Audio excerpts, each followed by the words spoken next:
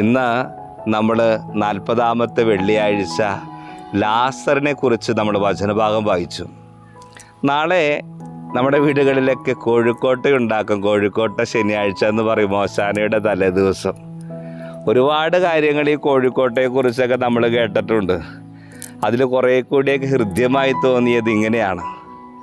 ജെറൂസലേമിലേക്ക് പെസഹായ്ക്ക് മുമ്പ് ഈശോ യാത്ര നടത്തുമ്പോൾ, പെസഹായ്ക്ക് 6 ദിവസം കൃത്യമായി അങ്ങനെയാണ്, ഈശോ ജെറൂസലേമിലേക്ക് യാത്ര ചെയ്യുമ്പോൾ ലാസറിൻ്റെ ഭവനത്തിൽ ചെന്നു.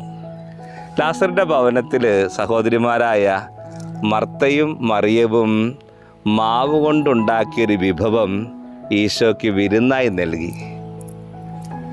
പെസഹായ്ക്ക് മുമ്പ് ഈശോ സ്വീകരിച്ച അവസാനത്തെ വിരുന്നായിരിക്കാം ഇത്. അതിൻ്റെ ഒരു അനുസ്മരണാർത്ഥമാണ് സാധാരണ ഈ കോഴിക്കോട്ടയൊക്കെ ഇങ്ങനെ വിശേഷിപ്പിക്കുക.